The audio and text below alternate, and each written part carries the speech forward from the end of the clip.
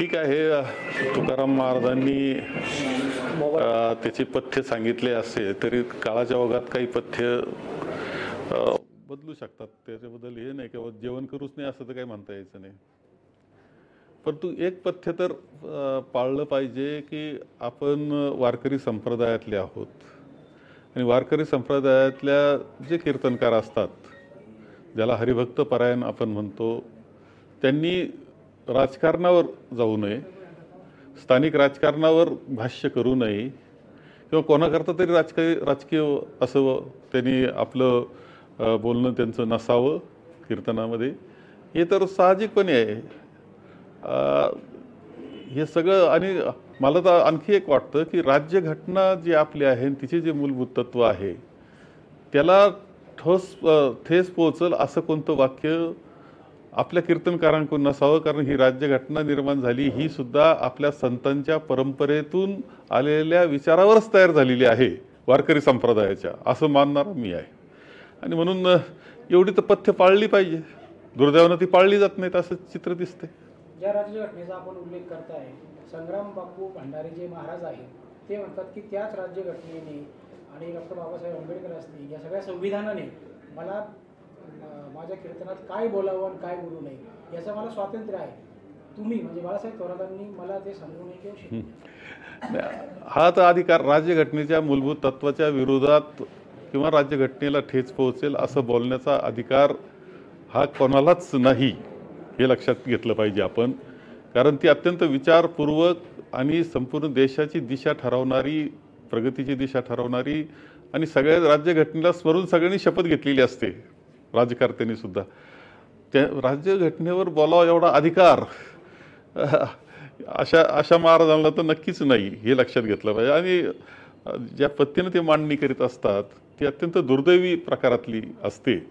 त्यामुळं आम्ही तर एवढं म्हणूच शकणार आहे की त्यांनी राजकारणात भाग घेऊ नये, राजकीय असं कोणतं वक्तव्य करू नये आणि राज्यघटनेच्या मूलभूत तत्वांवर त्यांनी भाष्य, निगेटिव्ह नकारात्मक भाष्य करू नये.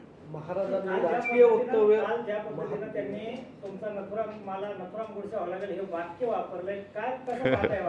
नाही, आता खरं त्या दिवशी घडलं काय, त्या घोलेवाडीला कुणी त्यांचं हे थांबवलं नाही.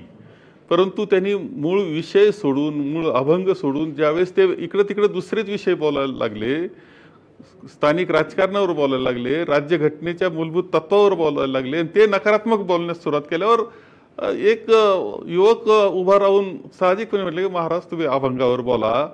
एवढंच तो म्हटल्यानंतर त्यांनी काय काय वक्तव्य केलं त्या महाराजांनी. हे तथाकथित महाराज आहे, खरे वारकरी संप्रदायाच्या महाराजांची जी परंपरा आहे त्यामध्ये काही घुसलेत आता नवीन राजकारण करण्यासाठी, त्यातला तो प्रकार आहे. आणि त्यांनी त्यानंतर जे केलं तर कुणीही त्यांचं कीर्तन थांबवलेलं नाही, कोणताही हल्ला त्यांच्यावर झालेला नाही, कोणत्या गाडीची त्यांची फोडतोड झालेली नाही. हे तुम्हा सगळ्यांना सुद्धा, पत्रकार मंडळी तिथं होती ते मला सगळ्यांना माहिती आहे. परंतु खोट्या नाट्या केसेस करणं हे सगळे उद्योग सुरू झालेले आहेत.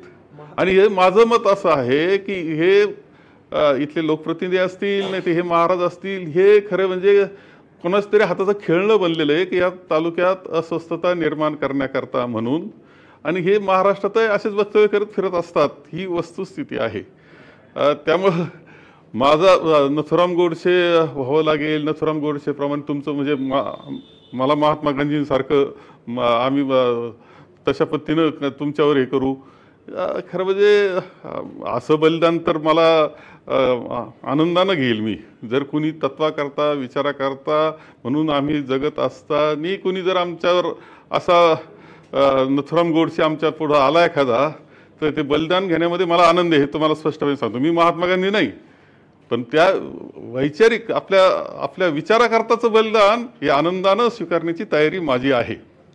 महाराजांनी राजकीय वक्तव्य केलं म्हणून विरोध झाला असं आपण म्हणालात, मात्र त्या ठिकाणी नेमकी मारहाण झाल्याचा देखील आरोप होतोय आणि आपल्या कार्यकर्त्यांनी मारहाण केल्याचा देखील आरोप होतो. याकडे कसं? नाही, आरोप म्हणजे खोटे कलम लावणं, अटक होती म्हणजे नॉन बेलेबल कलम लावणं, याच्याकरता मग जे घातलं गेलं ते नवीन नवीन घातलं गेलं. वस्तुस्थितीमध्ये असं काहीही घडलेलं तिथे नाही. एक युवक उभा राहिला आणि तो असं म्हटला की महाराज अभंगावर आपण बोललं पाहिजे, एवढं झालं. आता त्याच्यावर ते बाकी बघ त्यांनी जे वक्तव्य केलं त्यामुळे आणखी नाराजी वाढली. त्या मुलाला सायको आहे हा किंवा असे पद्धतीचे शब्द वापरल्यामुळे नाराजी वाढली. याच्यापेक्षा काहीही घडलेलं नाही. आणि नंतर लोकांना त्या कीर्तनामध्ये रस राहिला नाही, लोक उठून गेली. तर याच्यामध्ये त्यांच्यावर हल्ला कुठं झाला, त्यांच्यावर कोणत्या गाडीची फोडतोड झाली, कोणती सोन्याच्या साखळ्या कोणाच्या चोरी, असं काहीतरी खोटे आरोप टाकून या युवकांना त्यांना कसं पद्धतीने छळ करता येईल त्यांचा हा प्रयत्न त्यांचा चाललेला आहे. पोलिसांचा जो गुन्हा दाखल झाला त्यामध्ये वेगळं चित्र दाखवतोय, म्हणजे यातून पोलीस खोटं बोलतात. पोलीस हे पूर्णपणे दबावाखाली जात आहेत. खरं ही स्वतंत्र यंत्रणा असते तिनं निपक्ष राहिलं पाहिजे. दुर्दैवानं ती यंत्रणा कोणाच तरी फोनमुळं दबावामुळं ती वागते. आणि हे दबाव एवढ्या करताच आहे की इथं कुठेतरी अशांतता निर्माण करण्याचा प्रयत्नाचा तो भाग आहे. आणि त्याकरता आणि ह्या जे युवक पुढे येतील त्यांचा छळ करण्याकरता म्हणून हे चाललेलं आहे. काही तर तिथं हजर नव्हते त्यांचे सुद्धा नाव आले असं मला समजलंय. काल तुषार भोसले यांचं आंदोलन झालं, त्यात त्यांनी असं सांगितलं की राहुल गांधी यांनीच वरिष्ठ पातळीवर आदेश दिलेले आहेत की अशा पद्धतीनं जे काही हिंदुत्वाचा प्रचार होतोय तो रोखण्याचं काम आता सर्वांनी करावं. हे वारकरी संप्रदायामध्ये जो वारकरी भागवत धर्म आम्ही त्यातलेच आहोत. आमच्या पिढ्यानपिढ्या आम्ही वारकरी संप्रदायामध्ये राहिलो आहेत. आपल्या तालुक्यातले जे काही कीर्तन आहेत सप्तेवता त्यामध्ये आम्ही असतो. तालुक्यातले सगळ्यात मोठे हरिनाम सप्ताह जो गंगागिरी महाराजांचा असतो ते 5-7 वेळा आम्हीच इथे केलेले आहे. वारकरी संप्रदाय आम्ही वेगळं निघू शकत नाही, पण वारकरी संप्रदायाच्या तत्वज्ञानाशी आम्ही निगडीत आहोत.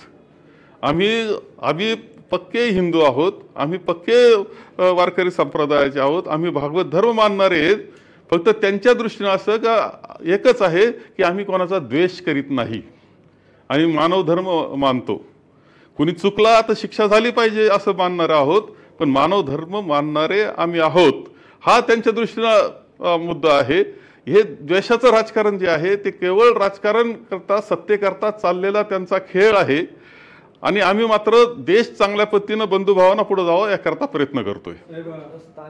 स्थानिक स्वराज्य संस्थांच्या निवडणुका लक्षात घेता हा हिंदू मुस्लिम वाद पेटवण्याचा प्रयत्न होतोय. एक पाहिलं आपण विधानसभेच्या अगोदर सुद्धा हे प्रयोग त्यांचे झाले. बऱ्याच वेळा असं असतं की निवडणुका आल्या म्हणजे दंगली केल्या तर आयते मतं साकारतात हे यांना माहिती झालेलं आहे. आणि त्याच्यातून अशा प्रकारचं वातावरण निर्माण केलेलं आहे जातं. हे अनुभव विधानसभेच्या वेळेस होता. त्यावेळेस जे आरोप केले त्याच्यानंतर काय झालं याचा तपास नाही. आता पुन्हा स्थानिक स्वराज्य संस्था आल्या तर महाराष्ट्रात असं वातावरण निर्माण करण्याचा प्रयत्न माझ्या ते सुरू झालेला आहे. त्याची सुरुवात आपल्यापासून संगमेरपासून केली असं दिसतंय. संग्राम बापूंचा जो व्हिडिओ आलेला आहे त्यात त्यांनी असं म्हटलं की महाराष्ट्रभर कुठेही कीर्तनकार प्रवचनकार यांच्यावर हल्ले झाले तर बाळासाहेब थोरातांना गुन्हेगार करा. त्यांनी काय म्हणावं तर त्यांचा मुद्दा आहे. जो माणूस नथुराम गोडसेचं नाव घेऊन बोलतो तो माणूस वारकरी होऊ शकतो का? गुलेवाडीच्या कीर्तनापासून तर नथुरामांच्या वक्तव्यापर्यंत जी काही प्रक्रिया घडलेली आणि आज आपल्या तालुक्यामध्ये जे कीर्तनकार आहेत त्या संप्रदायात आता बैठक झाली तर त्यांच्या काय प्रतिक्रिया आहेत? आता जे काही कीर्तन नाही त्यांचं म्हणणं हेच आहे की याच्यात राजकारण नसावं हीच अपेक्षा त्यांची आहे. आणि जो वारकरी संप्रदायाचा जे कीर्तनकार आहेत आणि खरे वारकरी संप्रदाय खरे कीर्तनकार, ढोंगी कीर्तनकार नाही, बुरखा पांघरलेले कीर्तनकार नाही, खरे कीर्तनकार आहेत ते असंच म्हणतील की आम्हाला काही त्या वादात पडण्याचं काही कारण नसतं, असंच म्हणतील. राजकारणात पडण्याचं आम्हाला कारण नसतं. आमचा वारकरी जो विचार आहे संतांचा तो लोकांपर्यंत पोहोचवणं हेच काम आमचं असतं असंच मानणार. गुन्हा दाखल झालाय कार्यकर्त्यांवर, यापुढची आता आपली भूमिका काय असणार आहे नेमकं? आपण गृहमंत्र्यांकडे मुख्यमंत्र्यांकडे याबाबत नाही, गृहमंत्र्यांपर्यंत हे तर आपोआप पोहोचतंयच तुमच्या माध्यमातून. आम्ही सांगावं असं काय, त्यांना जर बंधुभावाचं शांततेचं राज्य पाहिजे असेल, त्यांना खरंच राज्याची प्रगती करायची असेल तर अशा प्रवृत्तींचा बंदोबस्त करण्याची जबाबदारी सुद्धा गृहमंत्र्यांची माननीय मुख्यमंत्र्यांची आहे हे त्यांनी लक्षात घेतलं पाहिजे. आपण काही कायदेशीर कारवाई करणार का किंवा गुन्हा नोंदवणार? नाही, कायदेशीर कारवाई कशा करता आम्ही कशा करता याच्यामध्ये जाणार आहे? कायदेशीर कारवाई मला व्यक्तिगत गरज नाही, माझी तर तयारी आहे. असं बलिदान जर होणार असेल विचाराकरता, तत्वज्ञानाकरता, वारकरी संप्रदायाच्या खऱ्या विचाराकरता तर ते आनंदानं स्वीकारण्याची तयारी मला आहे. कालचा जो रस्ता रोको झाला किंवा जो काही मोर्चा झाला त्याच्यामध्ये राजकीय पातळी खालच्या स्तराला गेलेली बघितली. आपण ज्येष्ठ काँग्रेस नाही नाही नाही आता तुम्ही त्या राजकीय पातळीची चर्चा काय, देशाचीच राजकीय पातळी खाली खराब झालेली आहे. हां, आपले माजी उपराष्ट्रपती सापडत नाहीत अजून. आपला मागचा निवडणुकाचा आयुक्त कुठं गायब झालेला आहे. काय वक्तव्य कशा पद्धतीनं चालतं राजकारण हे वेगळं सांगण्याची आवश्यकता नाही. राज्याची तर फारच खाली जावी गेली. राज्याची तर अवस्था खरं म्हणजे पातळी हा शब्द सुद्धा संपला आता. तळ गाठलाय राजकारणाच्या. राज्याची जी आहे राजकीय हे आमदार कशा पद्धतीनं वागतायत, गोळीबार काय करतायत, साध्या साध्या माणसाला शिवीगाळ काय करतायत, कशा पद्धतीनं बीडसारखे खून होत आहेत, कशा पद्धतीनं चांगल्या चांगल्या माणसांचा आप घेतलं जातं आहे. त्या याच्या ज्या मराठा महासंघाचे गायकवाडांचं यांचं ज्या पद्धतीनं हे केलं गेलं, अपमानित करणं, हे आता वातावरण तर महाराष्ट्रात चांगल्या माणसांची आप घेणं म्हणजे त्याला अवमानित करणं हे इतक्या मोठ्या प्रमाणावर चाललेलं आहे. त्यामुळे पातळी संगमनेरची काय सगळ्याच पातळी अडचणीत आली ही वस्तूच ही राजकीय. विरोधी पक्ष जे आहे ते निवडणूक आयुक्तांविरोधात महाभियोग आणण्याचा प्रयत्न करतात. कसं बघता तुम्ही, कारण त्या मत चोरीच्या प्रकरणावर तुम्ही जर त्या निवडणूक आयुक्तांचं सगळं ते प्रेस ऐकली तर मला मोठी गंमत वाटली. मला तर आता असं थोडंसं वाटून गेलंय की निवडणूक आयोगानं तरी कशा करता त्यांनी सत्ताधारी म्हणून राहण्याची तर गरज नाही, परंतु त्यांनी एखादा पक्ष स्वतःचा स्थापन करायला हरकत नाही मुख्य निवडणूक आयुक्तांनी, कारण सगळंच त्यांच्या हातात आहे. आणि राजकीय पक्षाच्या एखाद्या नेत्याप्रमाणे ते बोलतायत, त्यांची बोलण्याची पद्धत हे जे आहे ते आपण जनतेकरता काम करतोय असं सुद्धा दिसलं नाही. त्यांनी कोणत्याही आरोपाला उत्तर दिलेलं नाही. तुम्ही नीट लक्षात घ्या. त्यांनी का 45 दिवसात का तुमचा सगळे व्हिज्युअल्स काढून टाकायचं ठरवलं याचं उत्तर तर गमतीदारच उत्तर त्यांनी दिलेलं आहे. तुम्ही का डिजिटल स्वरूपातली एकदम यादी पोहोचवली नाही, का गठ्ठे दिले फक्त, उत्तर त्यांनी दिलेलंच नाही. अनेक गोष्टीचं उत्तर दिलेलं नाही.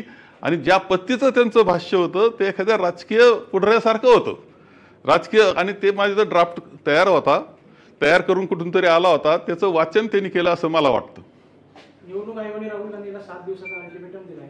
त्याला काही अर्थ नाही, त्या अल्टिमेटमला अर्थ नाही. ते राजकीय टाईपचं जे लिखाण कुठून तरी आलं ते त्यांनी वाचून दाखवलं पुढं.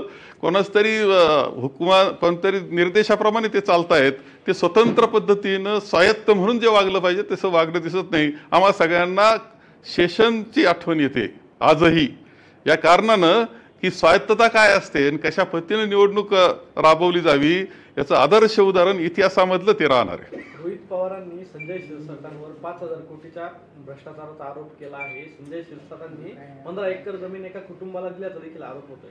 नेमकं मंत्र्यांचे जे आहे ते घोटाळे आता बाहेर येण्यास सुरुवात झाली. नाही, अनेक घोटाळे. त्यामुळं कोणकोणत्या घोटाळ्याबद्दल बोलायचं हा प्रश्न आहे.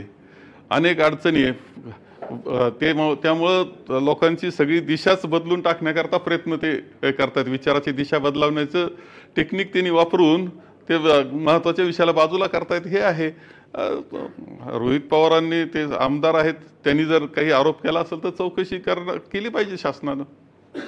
राज ठाकरे आणि उद्धव ठाकरे जर एकत्र येणार असतील तर महानगरपालिकेमध्ये मुंबईमध्ये काँग्रेस सोबत राहणार का त्यांच्या, किंवा ती आघाडीत असणार का? नाही, आम्ही अजून त्या बाबतीतल्या चर्चा ज्या आहे त्याच्यामध्ये आम्ही भेटणार आहोत आता सगळ्यांना. माननीय पवार साहेबांना भेटणारे, उद्धवजींना भेटणारे, आणि त्याच्या चर्चेतून कशा पद्धतीनं पुढे जायचं हे ठरवू आम्ही. परंतु शेवटी आमच्या दृष्टीनं भारतीय जनता पक्ष, त्याचं तत्त्वज्ञान, त्याची कार्यपद्धती ही आम्हाला मान्य नाही.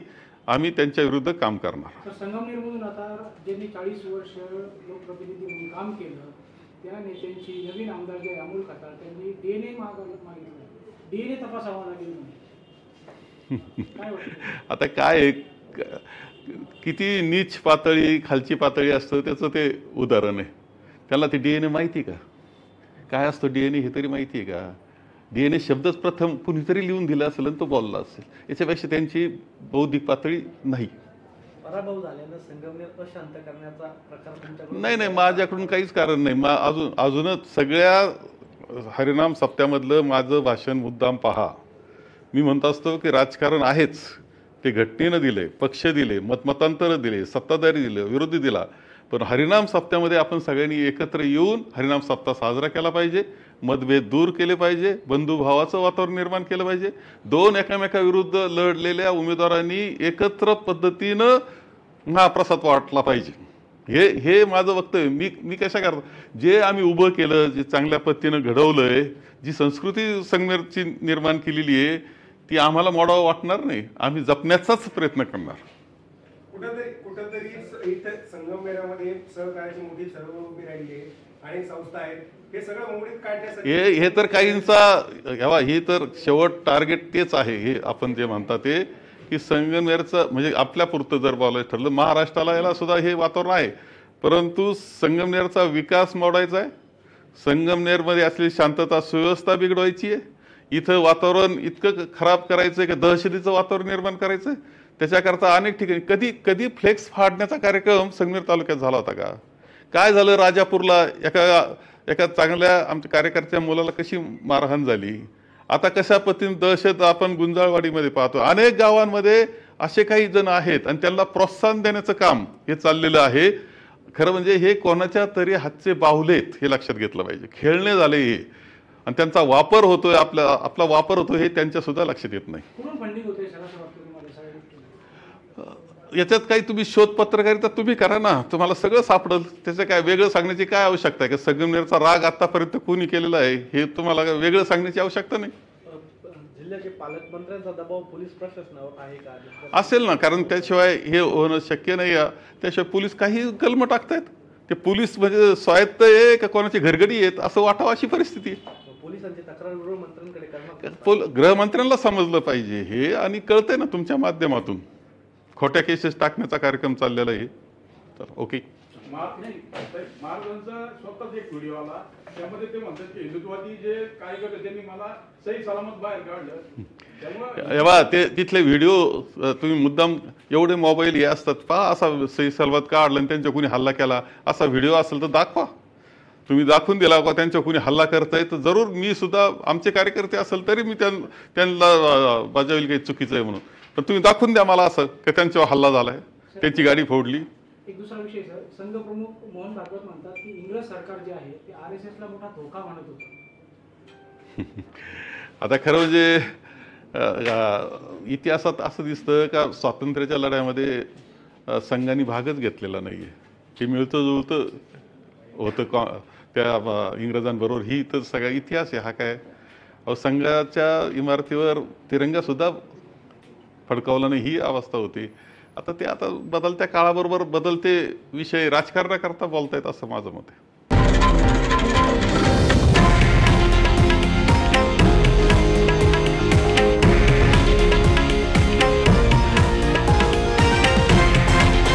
हे आहे देशातील नंबर 1 न्यूज नेटवर्क आणि आपण पाहत आहात TV9 मराठी, एकमेव.